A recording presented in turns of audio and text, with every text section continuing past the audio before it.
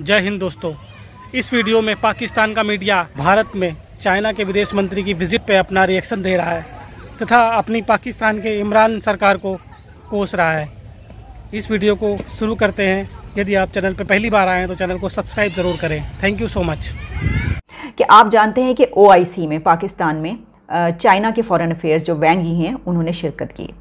अब खबर से सामने आ रही है जिसको इंटरनेशनल मीडिया भी रिपोर्ट कर रहा है, लेकिन इंडियन मीडिया में ज़्यादा ये रिपोर्ट किया जा रहा है।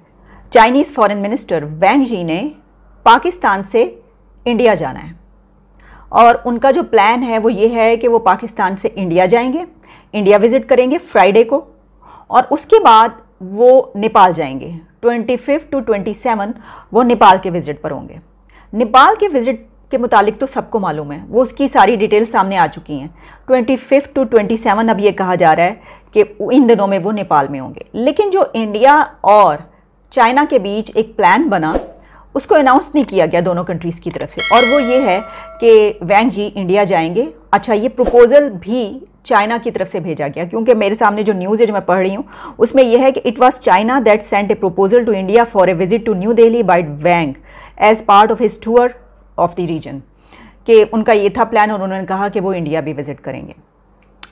अच्छा, सिर्फ यही नहीं है। अगर आप ये समझ रहे हैं कि ठीक है वो यहाँ पर आए हैं तो उन्होंने सोचा नेपाल जा रहे हैं तो वो इंडिया भी चले जाएंगे, तो एक तो ये बात ये इसलिए एक बहुत मीनिंगफुल न्यूज़ है। इसकी वजह ये है कि बहुत इंपॉर्टेंट न्यूज़ होने की कि चाइना और इंडिया के बीच जो रिलेशनशिप हम जानते हैं। अगर आप 2 years बैक देखें, 2 साल हो गए स्टैंड ऑफ जो लद्दाख का है, उसके बाद से ताल्लुकात बहुत अच्छे नहीं रहे।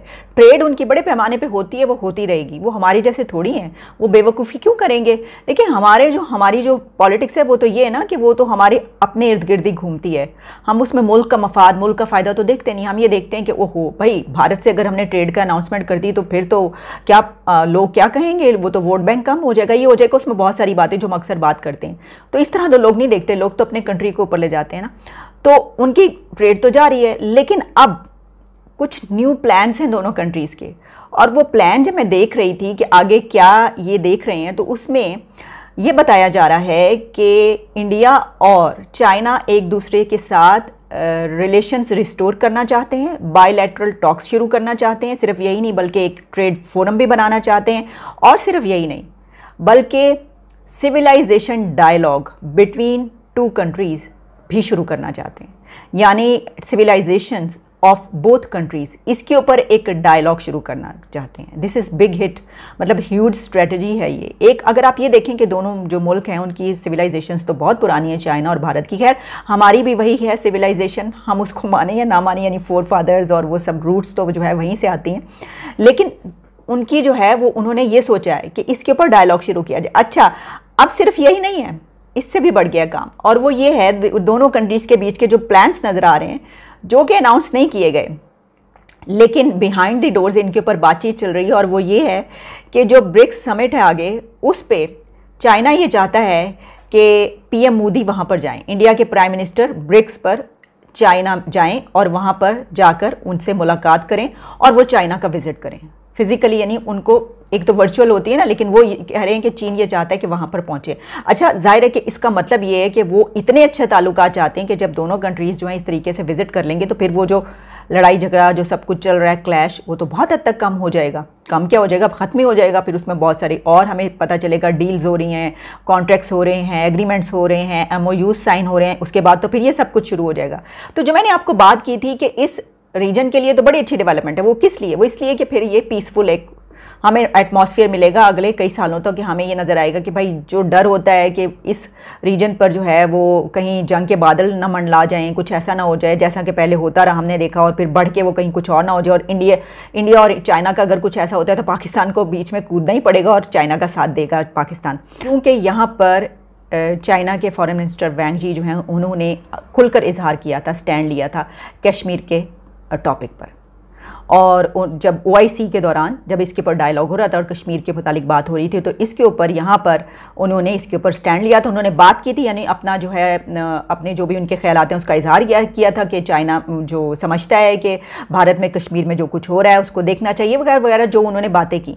तो उसके ऊपर इंडिया चुप नहीं रहा, इंडिया की तरफ से रिएक्शन आया और इंडिया ने इस चीज़ को स्नब किया। उन्होंने अपने रिजर्वेशंस शो की और कहा कि ये जो कुछ कहा गया है तो इनको ये बिल्कुल नहीं कहना चाहिए, क्योंकि ये एंटायरली इंटरनल मामला है, भारत के अंदर का अंदरूनी मामला है। इसके ऊपर चाइना जो है वो कौन होता है बोलने वाला। और अगर चाइना के फॉरेन मिनिस्टर ने ये वाली जो बातें की हैं तो उनको बिल्कुल ये बनता नहीं है कि वो ऐसा कोई अपना पॉइंट ऑफ व्यू बयान करें। तो उन्होंने अपने इसके ऊपर रिएक्शन भी शो किया और रिजर्वेशन भी शो की।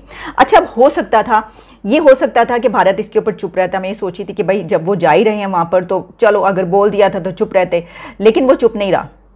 इसकी वजह यह है कि देखें, जिस तरह हम बात किया करते हैं, जो स्ट्रॉन्ग कंट्री होगा, अपने कदमों पर खड़ा होगा, उसे कोई प्रॉब्लम नहीं होगी कि ठीक है तुमने आना है तो आओ, तुमने नहीं आना तो ना आओ। तो वो फिर कहेगा कि हम तो अपना स्टैंड जो है वो जाहिर करें, जो हमारा है प्रिंसिपल स्टैंड एक। अच्छा, क्या इसमें पाकिस्तान के प्रेशर्स भी शामिल हैं? इसमें हम उस पर भी देख सकते हैं एंगल पर कि क्या पाकिस्तान को जब ये पता चला तो पाकिस्तान ने उनको ये कहा कि भाई आप ऐसा क्यों कर रहे हैं, या पाकिस्तान ने इसके वाले से कोई स्टैंड लिया, कोई रिजर्वेशन शो की, क्या हुआ? मुझे इसके मुतालिक कोई खबर नहीं मिली, क्योंकि हो सकता है ऐसा भी कुछ हुआ हो कि इस तरफ से कुछ और फिर वो। लेकिन क्या चाइना पाकिस्तान के कहने पर किसी चीज़ से रुक जाएगा? मैं नहीं समझती, क्योंकि कोई भी कंट्री किसी दूसरे कंट्री के कहने पर ऐसा नहीं होता कि वो कुछ करना चाहता हो, किसी दूसरे कंट्री जाना चाहता तो वो रुक जाए। एक बड़ी डेवलपमेंट है, और ये डेवलपमेंट है कि चाइनीज फॉरेन मिनिस्टर जो है वांग यी, जो कि जिनको स्टेट काउंसलर कहा जाता है, भी कहा जाता है, वो इंडिया जा रहे हैं। और अगर ये विजिट जो है वो होता है तो ये बेसिकली जब से गलवान वैली के वो जो कशमकश और जो लड़ाई हुई थी चीन और भारत की फौजों के दरमियान, और जब से पेंडेमिक आई है, तो ये एक पहला विजिट जो है वो कंसिडर किया जा रहा है। और 2 साल से दोनों मुल्क लगे हुए हैं कि ये जो स्टैंड ऑफ है ये खत्म हो और लाइन ऑफ एक्चुअल कंट्रोल और जो लद्दाख में है इस मामले को सारा ठीक किया जाए। देखिए, इस वक्त जो भारत और चाइना की जो कहा जा रहा है कि जो टोटल ट्रेड है वो तकरीबन 125-26 बिलियन डॉलर है 2021 में, यानी हुई है। और जिसमें इंडिया की जो इंपोर्ट्स हैं वो तकरीबन 98 बिलियन डॉलर के करीब है, 98 बिलियन डॉलर, जो कि बहुत बड़ी इंपोर्ट्स हैं। कि इतना ज्यादा मामला खराब दोनों मुल्कों के, और इसके बावजूद जो है वो दोनों मुल्कों ने अपनी ट्रेड भी बढ़ाई, एक्सपोर्ट भी की, अपने बायलैटरल्स पे भी फोकस किया, अपनी जो थी चीजों को नॉर्मलाइज भी किया, अपना उस तरह मजाक भी नहीं बनने दिया, इंगेज भी रहे। ये है वो चीज मैं समझता हूं that gives a lot of messaging for Pakistan. अब फॉर एग्जांपल आप देखें कि क्या इस वक्त पाकिस्तान में किसी किस्म का कोई ग्लोबल लीडर आ सकता है? अब आप देखें, इंडिया में एक पॉलिटिकल स्टेबिलिटी है, पाकिस्तान में एक पॉलिटिकल इंस्टेबिलिटी है। अब इस पॉलिटिकल इंस्टेबिलिटी का कोई और जिम्मेदार नहीं है।